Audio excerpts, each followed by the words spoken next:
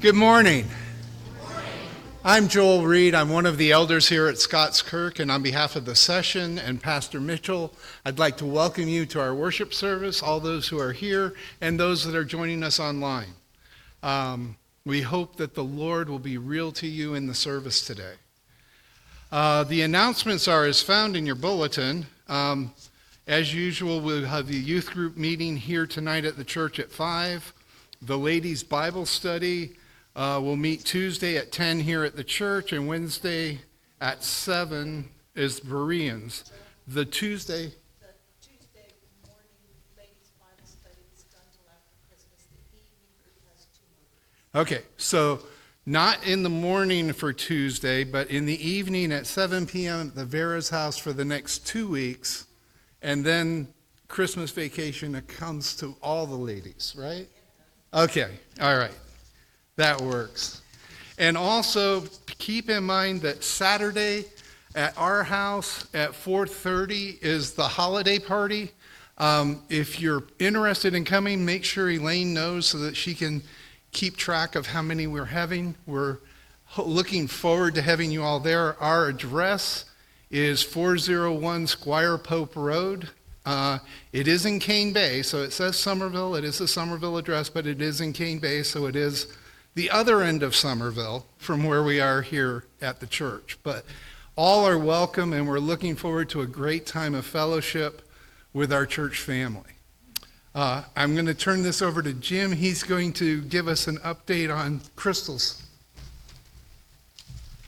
Well, thank you, Joel and the Reeds, for hosting the party that we had hoped to host. Y'all have been very good to help us out in this situation. We are grateful for your prayers and the way that you've reached out. Since last Sunday, I did let you all know Crystal's pregnant with our 5th child, and we're happy for that, glad for that. But there is a situation with a large mass in her abdomen, larger than a football, that we still don't have specific information on yet. But this next Wednesday, 3 days from now, we should know more information. So please do keep praying. The cancer marker tests that we asked you to pray for last time did come back, and they are slightly elevated above the normal level. So that was, of course, concerning news at first. We spoke with a doctor who was encouraging that this may be due to the baby's, the hormones from pregnancy or from the mass itself growing, even if it's benign. It could be due to those factors that it's slightly elevated. Again, it's not highly elevated, so we hope to know more on Wednesday. Please continue to pray for both Crystal and the child in her womb. And thank you all. We love you very much and appreciate your prayers. Let's prepare our hearts to worship the triune and sovereign God.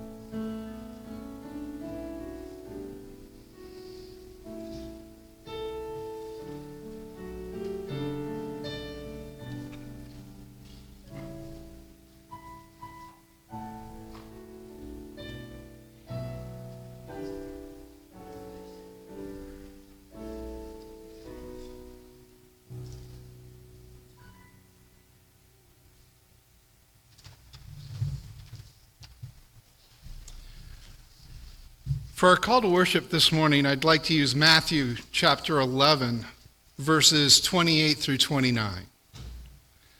Jesus says to us, "Come to me, all who labor and are heavy laden, and I will give you rest. Take my yoke upon you and learn from me, for I am gentle and lowly in heart, and you will find rest for your soul." Let's stand and sing praises to this wonderful God using hymn numbers 218, Angels from the Realm of Glory. Let's stand and sing this hymn together.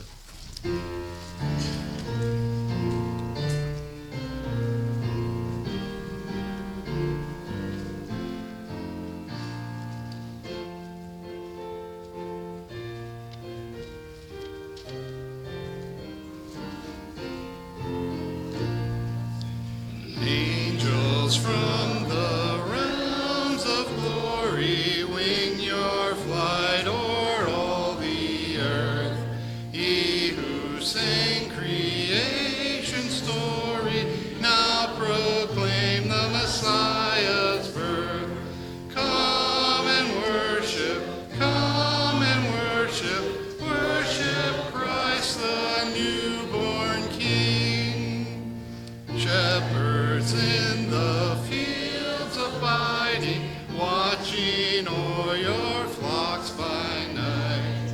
God with man is now residing, yonder shines the infant light. Come and worship, worship Christ the newborn King. Sages, leave your contemplations, brighter visions beam afar. Seek the great desire of nations, ye have seen his natal star. Come and worship, worship Christ the newborn King. Saints before the altar bending, watching long in hope and fear. Suddenly the Lord descending, in his temple shall appear. Come and worship, worship Christ the newborn King. All creation join in praising God the Father, Spirit, Son. Evermore your voices raising to the eternal three in one. Come and worship Christ the newborn King. Let us pray. Dear Heavenly Father, we do come to worship you. We come to worship you, the perfect Father, the God of all, who created us, who sustains us, and who sent his Son to die and rise again that we would have eternal life with you. Father, there is nothing we can do to earn this grace that you bestow upon us. Father, your Son came and he taught us to pray, saying, "Our Father, who art in heaven, hallowed be thy name. Thy kingdom come, thy will be done, on earth as it is in heaven. Give us this day our daily bread, and forgive us our debts, as we forgive our debtors. And lead us not into temptation, but deliver us from evil.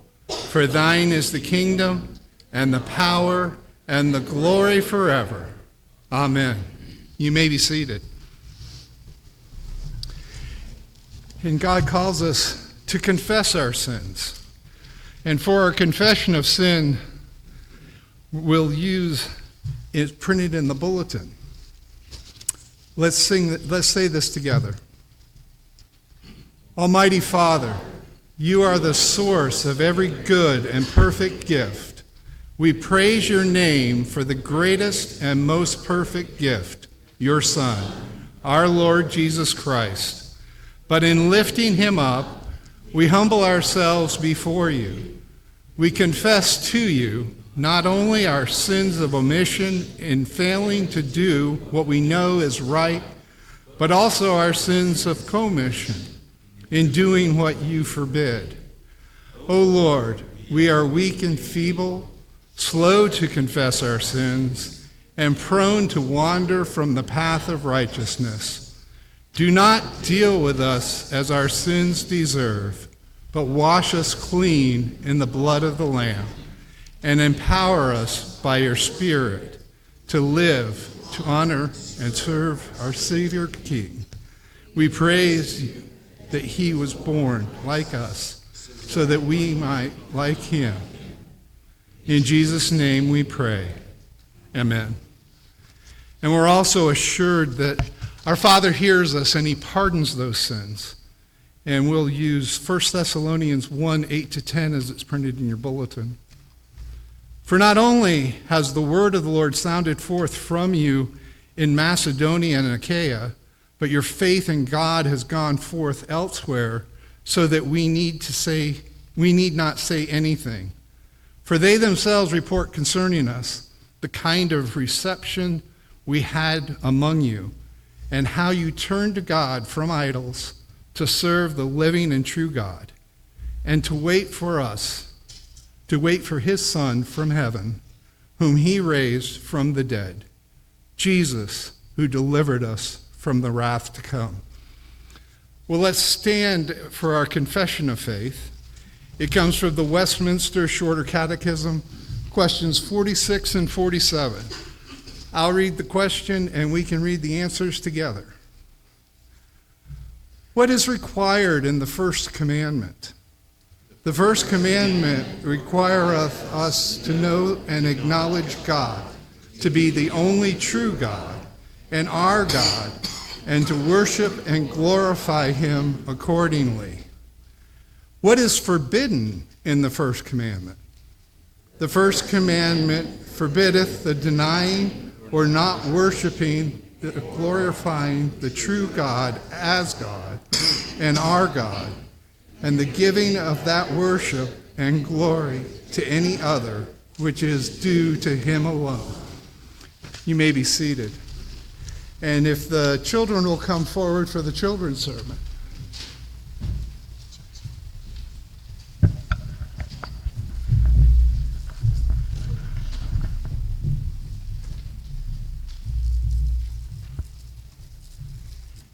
There we go. All right. You want to come over and join us, or are you going to be okay by yourself? There we go. All right. Well, in the scripture reading today, we're going to hear about idols, right? Do you know what an idol is? What's an idol?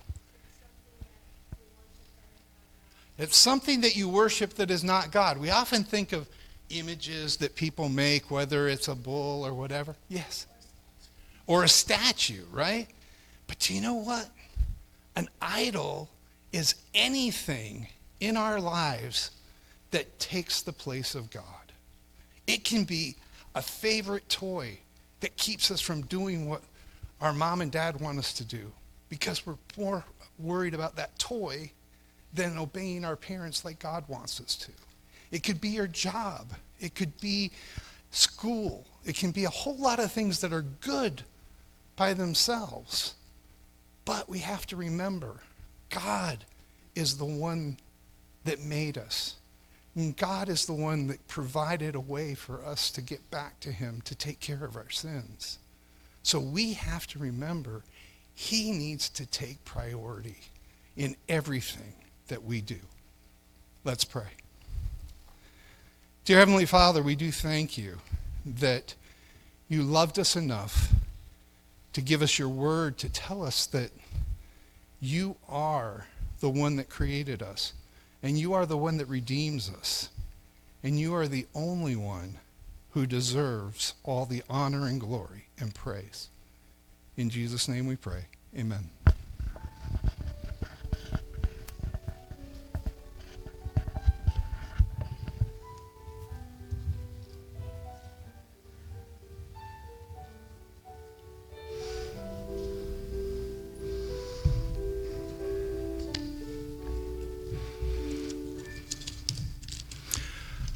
Our scripture reading today comes from Ezekiel chapter 14, verses 1 through 11.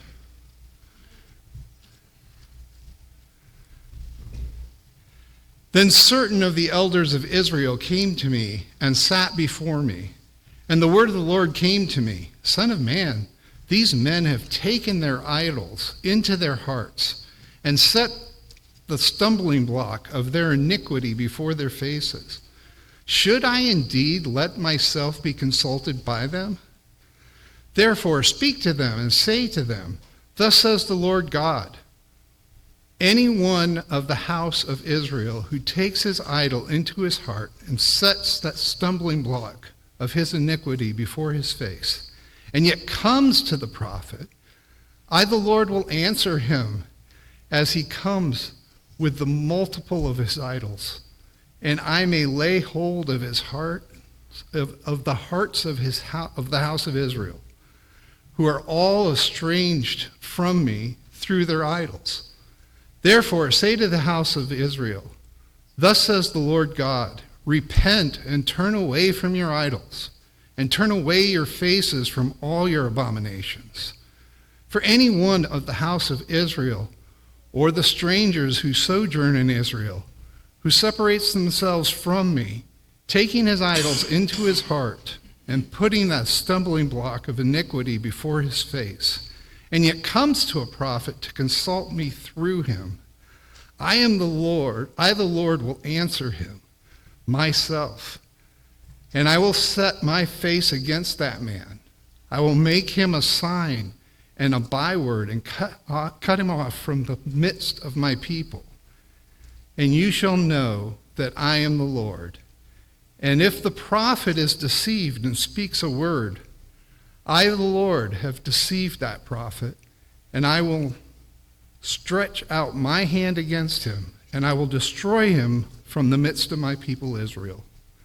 And they shall bear their punishment.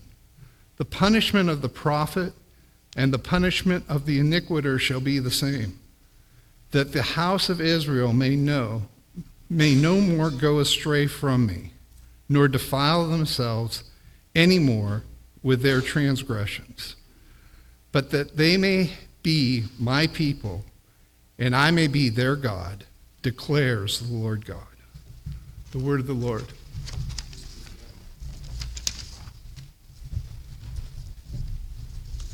And let us go before the Lord again in prayer. O sovereign God, Father, Son, and Holy Spirit, O Lord, your name is majestic in the whole earth, for you have spoken all things into existence by the word of your power, and you have redeemed us through your Son, the Lord Jesus Christ, in whose merit and righteousness we come today as the one mediator between God and man. He is the way to you. You have sent your Spirit so that we might learn from your word. O Lord, may it dwell richly in us today, that we might know the Christ that came to be human and to die for human beings as only the Son of God could, as his infinite righteousness, his spotless sacrifice was for a people of all time, from the saints of old to those who trust in him this very day. May your gospel go out with power and conviction today. We pray that you would use it to sanctify your people in the truth and to call those who are your sheep who have not yet trusted in the Lord Jesus. Lord, turn their hearts from self, from idols, from all that is created and less than worthy, to give you the praise and honor and glory you are due as our Creator and our Redeemer. We thank you, Lord, for your word. It is precious. It is your flawless revelation to us of yourself and of your Son. And we pray that you would aid us as we seek to teach it in this church, to both young and old, adults and children, as we seek to teach it in our families. Lord, as we seek to teach it on mission trips, Lord, open the doors for the Appalachian mission trip to go forward this next year. As missionaries that we send go and take it to places like Lithuania and Spain and Uganda, we pray that your word would go forth with power and conviction there. Father, may your word go forth in the hospital in Sahiwal, Pakistan, through the deeds of mercy done by doctors and nurses to many who are caught in the darkness, the false religion of Islam. Lord, give them the knowledge of who Jesus is through both words and deed in that place. We pray for the Ackermans and their ministry there. We ask these things knowing that you are good and you delight to give good gifts to your children. Lord, be merciful to those who are sick and those who are traveling, those who are recovering from surgeries among us. We know that you care for our physical bodies, and we lift these things up knowing that you care for all the things of this life. But moreover, you care for our immortal souls.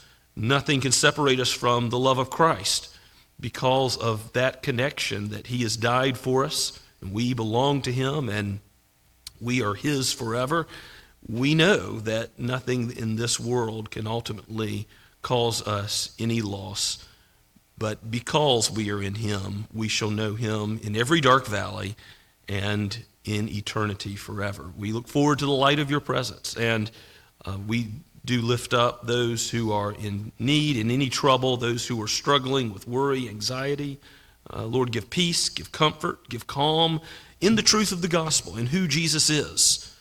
And may we worship you in times of difficulty, in times of plenty and of thanksgiving, mourning with those who mourn, rejoicing with those who rejoice. We thank you, Father, that you've given us a community, that you haven't left us to ourselves to live the Christian life, but you've called us to live out that community life together. May we be blessed by you to live out with deeds of love towards one another and towards this community that you've called us to in Somerville at Scots Kirk. Lord, bless the ministry teams and their labors. Bless our congregational meeting that will be coming soon in January. We pray that you would give wisdom for our budget, that there would be kingdom priorities considered in the expenditure of all money. We pray that you would give wisdom in the selection of officers, of deacons and elders, and give us those who are like Christ after his own heart. And we pray that you would raise up another generation of those who would lead in your church, not only as officers, but also as teachers, as those who are examples, the younger teaching, the older teaching the younger. We thank you for the women who are doing this sort of life-on-life discipleship and lift them up in that effort. We thank you, Lord, for those who are opening their homes in hospitality and how good you have been to this body to give gifts. And we long to see those used for your glory, not for our sake and not for our fame, but for the fame of your great name, O Lord. We pray, knowing that you are sovereign God, we ask that you would bring wars to cease, give us peace in our time for the propagation of the gospel and for the good of the innocent. We think of those in trouble around the world, and we lift them up, seeking your sovereign will to be done, and safety, most of all, safety for the soul as your gospel goes out. Let it ring forth today on this Sabbath day to the joy and praise of your great name, that you would be building your church, O Christ, and receive all the glory for it. We pray in your holy name. Amen. Let us stand and sing the Lord's praise once again. There is a typo in the bulletin. We're going to sing Angels We Have Heard on High, 214, not the second hymn you see, 196. We're not going to sing that. We're just going to sing Angels We Have Heard on High. Let's stand as we do so.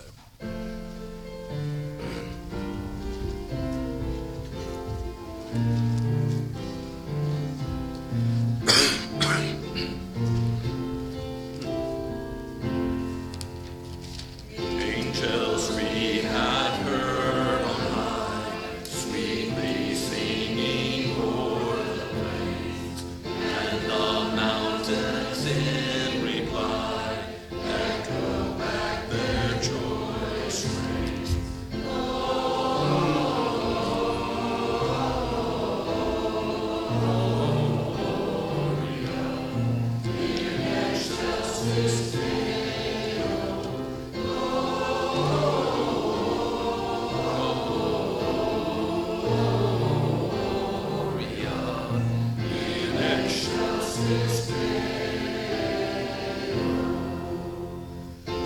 Shall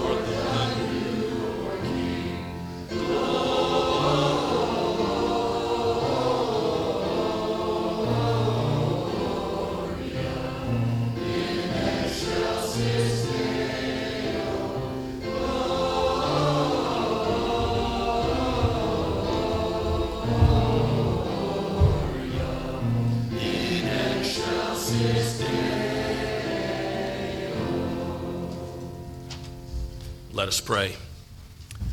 O gracious God, you have given us all things. You have given us life and breath and brought us into your house again today. As you have faithfully watched over us, body and soul, we commit our lives as living sacrifices to you. Help us, O Lord. We believe. Help our unbelief. Give us confidence in the gospel to live according to it, to love you and to love our neighbor with deeds and with words, with actions and in accordance with the truth. May we worship you as we ought. Use these tithes and offerings to the praise of your glorious name here and around the world. We pray in Jesus' name. Amen.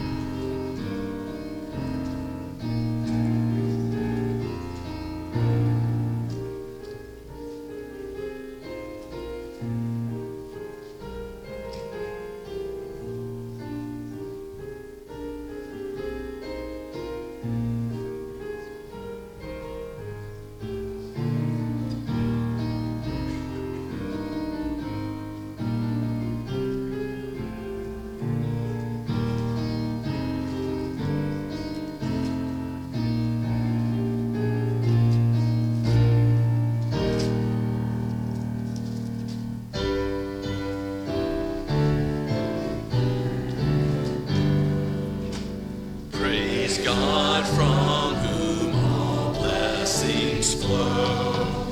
Praise him, all creatures here below.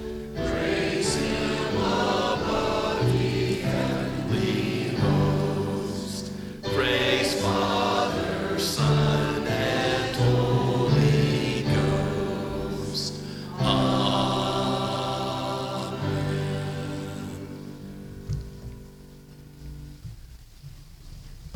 Please take your copy of God's Word and turn with me to 1 John chapter 5.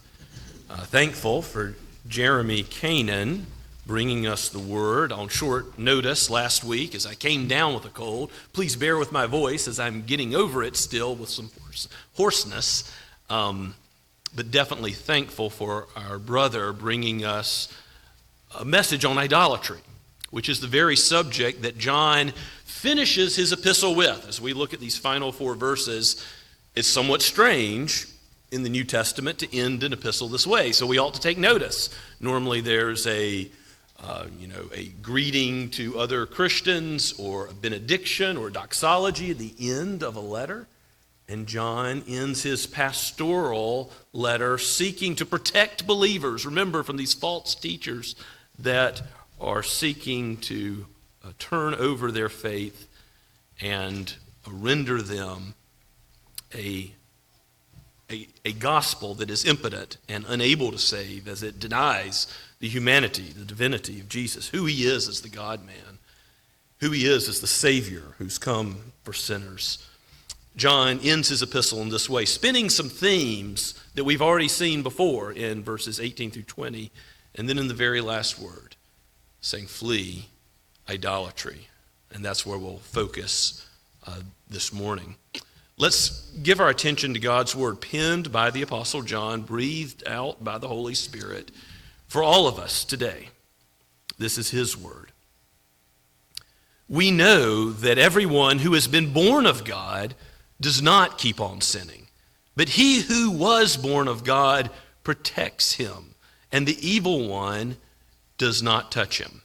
We know that we are from God, and the whole world lies in the power of the evil one, and we know that the Son of God has come and has given us understanding, so that we may know him who is true, and we are in him who is true, in his Son, Jesus Christ. He is the true God and eternal life. Little children, keep yourselves from idols. Amen. Let's pray together. O Holy Spirit, you are the Spirit of truth, and so we ask your help this morning to comprehend your word aright and help us to see ourselves aright by it, that we might understand the corruption of our own hearts, our tendency to worship the creature rather than the Creator. O Lord, you are blessed forever, the only one who is due worship, the only one who deserves glory. Help lift our hearts out of the darkness of our sin, that we might glorify you as we ought. We pray in the name of Jesus, who is the way, the truth, and the life. Amen. Little children, keep yourselves from idols. The closing grips us as we think about the themes that John has spun together so far. Look back at verse 18. He says, we know that everyone who has been born of God does not keep on sinning. Well, we've heard that before, have we not? Look back at chapter 3, verse 4, and this has been said in a similar way. Everyone who makes a practice of sinning practices lawlessness. Sin is lawlessness. This practice of sinning is what John is speaking of that we must avoid. He's not saying Christians don't sin, that Christians don't struggle with sin, that Christians don't stumble and fall. Because if you go all the way back to chapter 1, it wasn't that long ago, we were there in the end of chapter 1, verses 8 through 10. John says twice in verse 8, if we say that we have no sin, we deceive ourselves, and the truth is not in us. Christians must confess that we are sinners, just as we did this morning in our worship service, praying that prayer corporately together. We are coming before a holy God with the recognition that we are not holy. We are not good enough to go into his presence, either in prayer on the Lord's day or when we die or Christ comes again to be before his presence in heaven. No, if he should mark iniquities, who would stand? None of us. But because of his grace, because of his mercy, we are able to be cleansed from that sin. Back in chapter 1 of 1 John, verse 9, if we confess our sins, if we confess that we do have a sin problem, he is faithful and just to forgive us our sins and to cleanse us from all unrighteousness. A total cleansing by a perfect sacrifice, once for all given for those who are being sanctified in the truth. And then again in verse 10, John reiterates the point. If we say we have not sinned, we make him a liar, and his word is not in us. So when John says at the close of his letter, verse 18, we know that everyone born of God does not keep on sinning, it doesn't mean that we don't continue to struggle with sin. We do, and we must confess it again and again as that salvation of Christ is worked out in our experience. We're already justified by him, counted as righteous in him when we have our faith, our trust in him for salvation. But that sanctification, that becoming more holy, becoming more like him, is a process that goes on our entire lives as Christians, even as mature Christians, until one day we will know him in glory as he is, no longer with the presence of sin. Far as the curse is found, it will be removed. The world and the flesh and the devil will be our struggle until that time. Paul writes about this in Romans chapter 7, how we do, even as believers, what we don't want to do. And what we don't want to do, we do. What God requires of us, we fail to keep. What we do instead is according to our own wisdom. And so we become fools and must repent again and confess again and turn to Christ again and again. All the while we're his. Abiding in Christ means a life of confession, a life of repentance. Martin Luther, the great reformer, put it that way, that repentance is not a once-for-all act, but it's something that we do again and again in the Christian life as the Holy Spirit works in us to overcome sin. And speaking of overcoming, John has already stressed that those who are in Christ overcome the evil one. Again, go back to chapter 2 and the poetic section that might be blocked out in your copy of God's Word from 12 to 14. In verses 13 and 14, he says, I'm writing to you, fathers, young men. And young men, he's writing to you because you have overcome the evil one. Then verse 14 echoes the same at the very end. I'm writing to you, young men, because you are strong and the word of God abides in you, and you have overcome the evil one. So when John talks about love of the world immediately following, do not love the world or the things in the world. If anyone loves the world, the love of the Father is not in him. He's saying that you've already overcome the one who has the power of the world in his hand. Satan is God's Satan. Ultimately, he's in God's hand, but he is the one who is at work. In verse 16, for all that is in the world, the desires of the flesh, the desires of the eyes, the pride of life, is not from the Father, but is from the world. The world is passing away along with its desires, but whoever does the will of God abides forever. If you have the Spirit of God, you have overcome the world, the flesh, and the devil. And that overcoming leads to understanding the truth, testing the spirits. John talks about in chapter 4. The Holy Spirit guides you in the truth. And as the Spirit of truth, he helps you to discern that what these Docetists, these false prophets, are saying about Jesus not really being a human being is not to be listened to. That's worldly. That's not of the truth of God. That's not who Jesus really is. The one who is born of God protects him. The evil one does not touch him. And we know that we are from God and the whole world lies in the power of the evil one. John says in verse 19, we are from God because God has bought us with the precious price of his Son. We abide in Christ. Christ abides in us. But where did we come from? We came from being a part of the whole world. That is, the world meaning those who are opposed to God, those who are at enmity with God.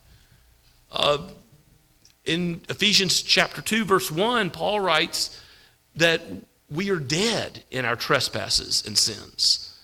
And wrath is our just desert, God's displeasure. That is where we started.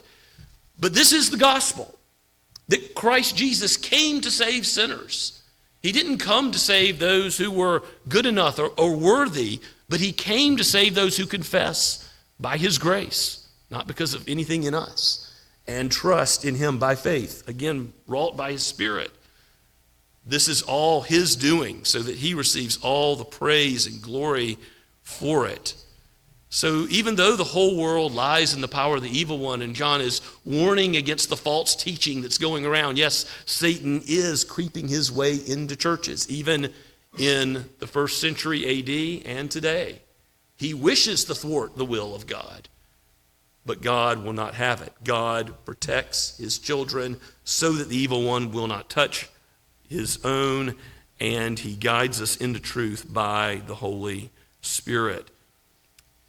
So we are from God, and we abide in God. And what does John want you to know? That if you trust in Jesus, Jesus is never going to leave you or forsake you. That no one can snatch you out of his hand. John 10 says in John's gospel. So Jesus has come for this very purpose, to redeem those who are opposed to him. And that's what he's doing today. And our own day and age, our neighbors may hear words about God and sinners reconciled, and hark the herald, the angels sing, being played over the airwaves at the mall, but they may not understand why Christians are so in love with the doctrine of the incarnation, the doctrine that God became man. Because ultimately, it's not about sentimentality and the love of a baby, Jesus in a manger. It's about theology. It's about the truth that John is proclaiming over against false teaching. Theology that is not just in the sky, but happened in history, that the person of Jesus came in a specific way in history. God became man, fully divine, fully human, together in one person, to accomplish the redemption that we couldn't accomplish for ourselves as human beings, to keep the will of God perfectly, to follow God's law with all of his heart, mind, soul, and strength, to love God and neighbor as himself, to keep all of the 10 Commandments, all the law in our place, and to pay the debt we couldn't pay because he died for the sin, the wrath that was due to us. Though we were dead in our trespasses, he became sin for us. And he was credited with our sin, and then his righteousness is credited to us legally as he takes our place, as he volunteers so that God sees us in not ourselves, but in Christ, in his righteousness when we place our faith in him. This is the gospel that John wants you to rely on, and this is what you ought to speak to your neighbors about. If given the opportunity, can you say something about what the incarnation means to you? It might be that your neighbors have never heard a clear articulation of the gospel, of how Jesus saves sinners by being fully God, fully man, in one person to accomplish this. In coming to earth, he came to seek and save the lost. That is John's desire, that you would have confidence yourself and be able to disseminate this gospel to others.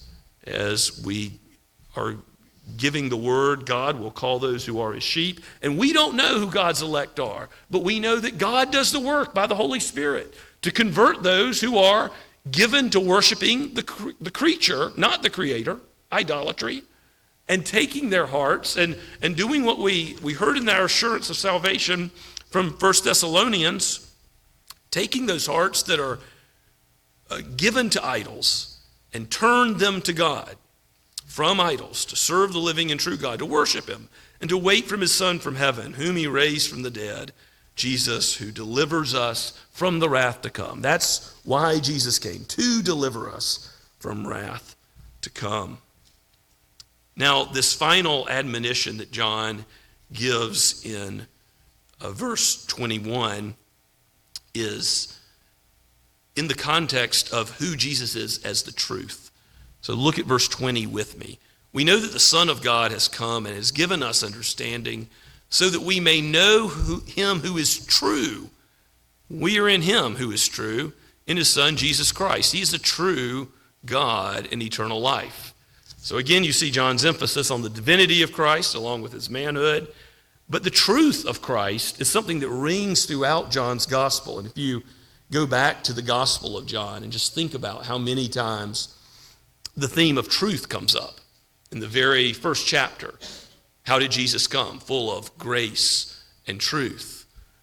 Yes, in contrast to Moses, Jesus comes with grace and truth.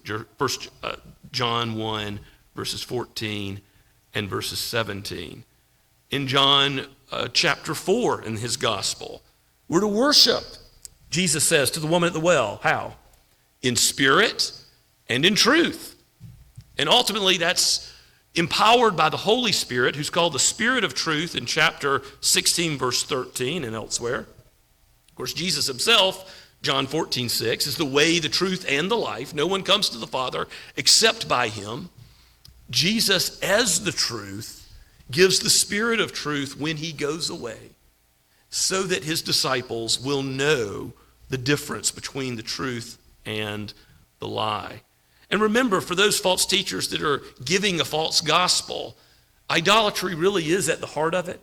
As we've been studying on our Wednesday nights and study of Galatians with Dr. Derek Thomas, there is an element in the Judaizers who come and afflict the church in Galatia that they want to add something to Christ to make the gospel complete. A damnable plus, some human work you must do that then makes the whole gospel false, because Christ's work is enough to save. There's nothing we can do to add to it. And they were saying you had to be circumcised, you had to keep Jewish ceremonial laws in addition to the work of Christ. And Paul says, no, even if an angel from heaven teaches another gospel, may they be accursed. It is idolatry, is ultimately taking something out of its place and putting it to the place of Christ in his saving work if we get this wrong. So John ends his epistle by saying, don't let your eyes fall to any false teaching, to any created thing, to anything else but Christ. Serve and love him alone. This is the Christ who changes lives, who causes us to love our neighbor, because love of God does lead truly to love of neighbor. This is the Christ who is able to save us, both to change us in this life and to take us home to be with him forever. Idols are something that we see in the history of Israel.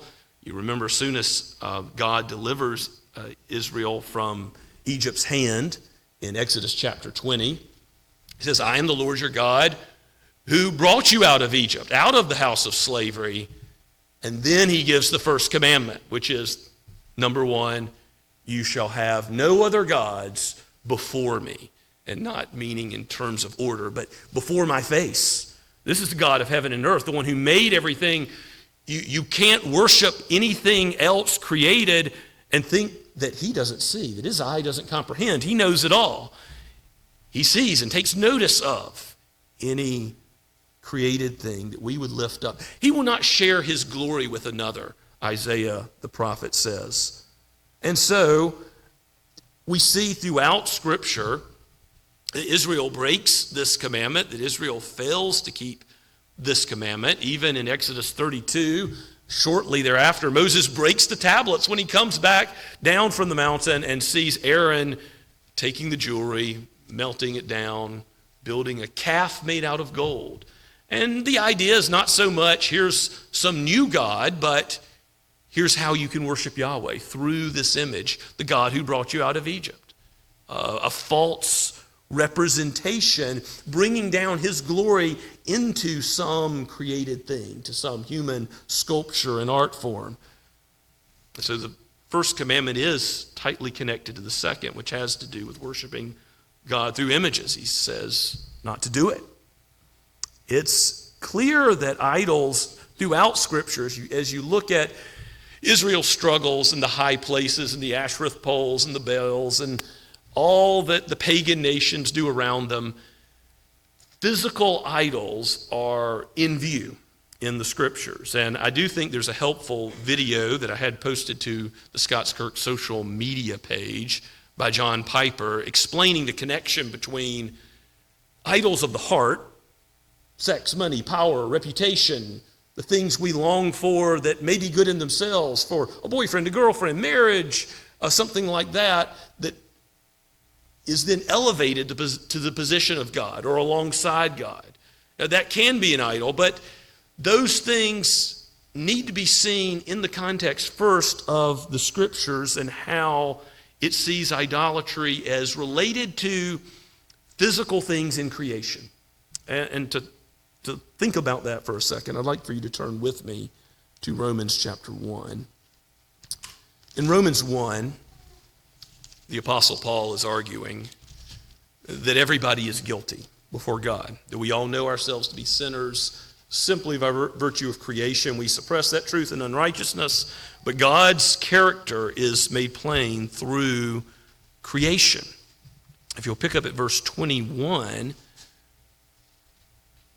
since we're all without excuse because of creation's revelation of who God is, Paul says, Romans 1:21, for although they knew God, they did not honor him as God or give thanks to him.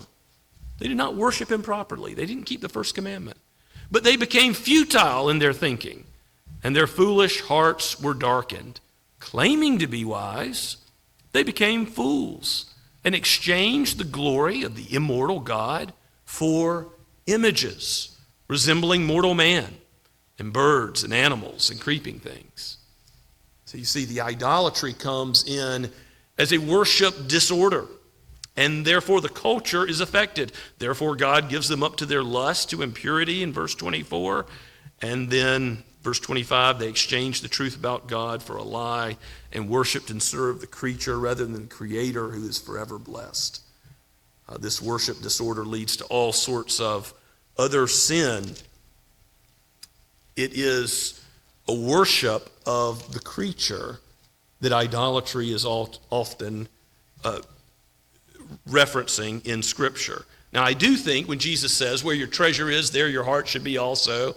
And if you've treasured wealth in human terms, money has some physical bar of gold or physical form. Maybe these days it's a number on your computer screen, but it's connected, you see, to have that kind of idol of the heart to something physical. You can't worship both God and mammon, Jesus says in the Sermon on the Mount, Matthew chapter 6. And because that's true, it is the case that other idols, whether it's power, reputation, whatever we seek for ourselves, these things are illegitimate and must be sacrificed to God and His glory, which we will not share.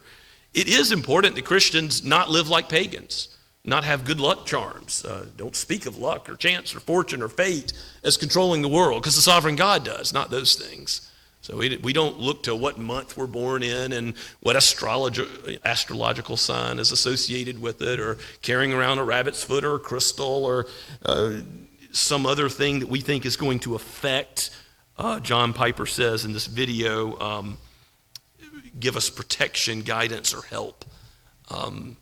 An idol would be, salt, but it doesn't have ears to hear, doesn't have eyes to see, doesn't have hands and feet, can't do anything for you. The scriptures often make that point.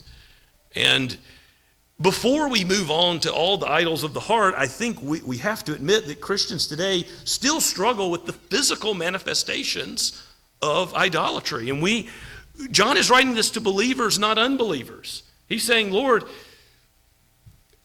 like the disciple who says, Lord, help my unbelief. I believe, help my unbelief. We must admit that we are prone to thinking that created images can teach us something that God's word can't.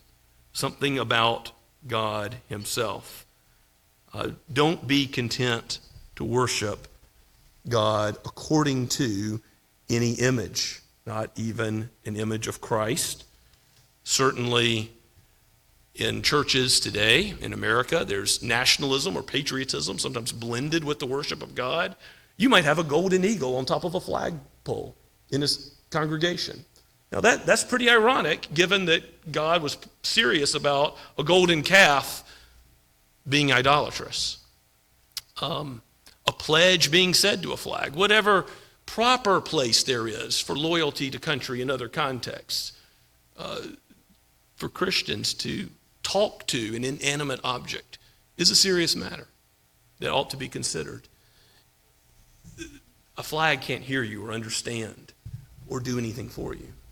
It's not that it means nothing. It's a powerful symbol. But like a grave of a loved one, a Christian shouldn't go to a father or mother's grave and speak expecting anyone to hear besides God Himself. I mean, the Reformers spoke about the Catholic Church and its abuses and the icons and the relics, the things that they were trusting in. I mean, the saints were good. Mary, the mother of Jesus, was someone who lived a good Christian life and is to be an example, but she's not to be prayed to. She can't help you. She's not to be an idol. No saint or relic from a saint likewise can help.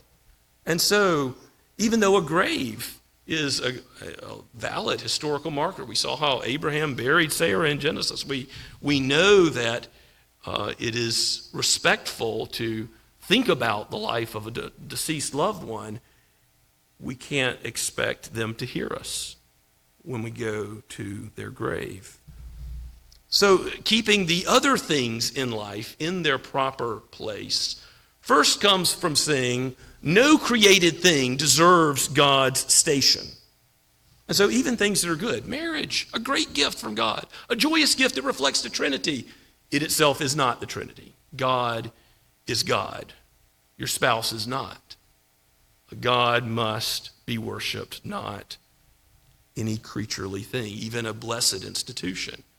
God gave you your work, but if you see how in Ecclesiastes chapter 2, Solomon has all the worldly wealth at his disposal and seeks to find meaning in it, and all the things that the pleasures of this world, the delights of his eyes, the work of his hands as king, Solomon finds that it's all vanity, meaningless, a chasing after the wind. It can't ultimately satisfy, even though work is good. Working to God's glory is good. Food, drink, pleasure, parties, fellowship. These things can be good. They can be done to God's glory. They ought to be done to God's glory. The apostle says, whatever you do, whether you eat or drink or do anything whatsoever, do it to God's glory. But if you elevate these things to the meaning of life, they will fail to satisfy you. And one way you can ask yourself, if you have idols, is think about the physical. Think, are you trusting in your physical home, your physical wealth, your bank account? Are you enshrining something in your house? I mean, you may not have, pictures that you light a candle to on your mantle, but is there something like that? But if not, is it the case that there's something you won't give up?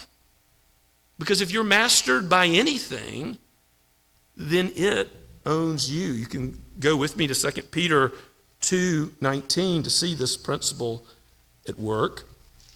2 Peter 2:19, right next to 1st, 2nd, and 3rd John. 2 Peter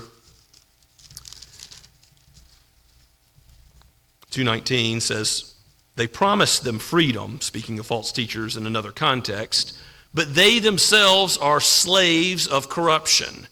For whatever overcomes a person, to that he is enslaved. Well, this principle speaks much to any addiction, any human desire that we elevate to, well, I've got to have God, but I've got to have God and something else. And I can't give it up. It's got to be there with God.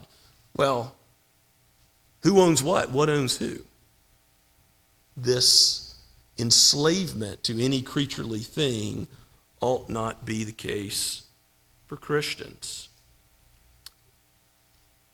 But as you are mastered by the Lord, as Yahweh, the true and living God, is your master, as you do worship him out of thankfulness for all he's done in Christ, as you come to know what it means to have your heart redeemed, turned away from sin, turned to him in the gospel, you give him the glory in every situation that you face.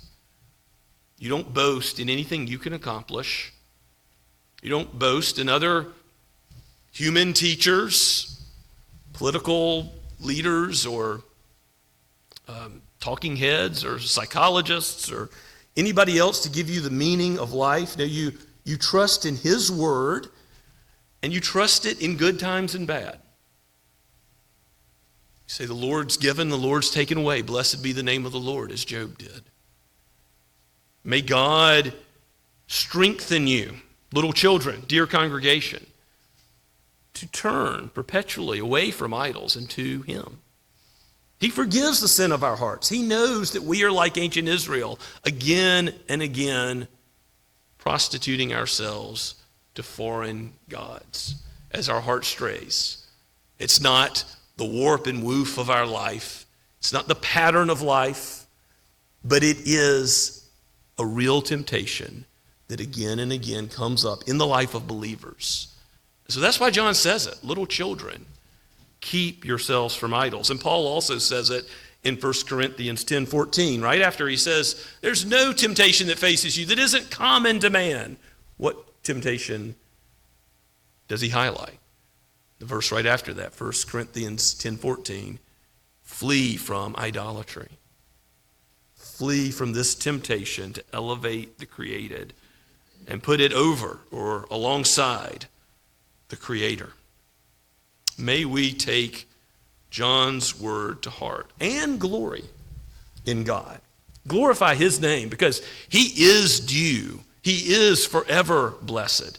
He is perfect in all of his holy character. He's perfect in his word. He's perfect in his salvation. He is the one that can change you. If you don't yet know that changed life in this life from Jesus, you don't yet understand his incarnation, let me encourage you again, talk with me or one of our elders about that. We would love nothing more than to discuss the gospel of the Lord Jesus Christ. And that's what John has been here to discuss throughout 1 John, to tell us the truth, that we might believe in Jesus, who is the truth and the living God, and walk joyfully and confidently in him. Lord willing, next week we'll begin in a couple of sermons to look at the short epistle of 2 John and then 3 John as we consider what the advent of Christ means. Let's pray together. Father, we thank you for your word, for your goodness in giving it to us. Keep our hearts from straying to anything or anyone but you. We thank you that you've given us so many good gifts, but you are what is good, and there is nothing apart from you that we desire. Help us, Lord. We pray that you would guide us into righteousness by your Spirit, the Spirit of truth. Keep us in Christ's love, that we would abide in him and he in us now and forever. We pray in Jesus' name. Amen. And let us respond to God's word this morning by standing to sing, Hark the Herald, the Angels Sing, number 203.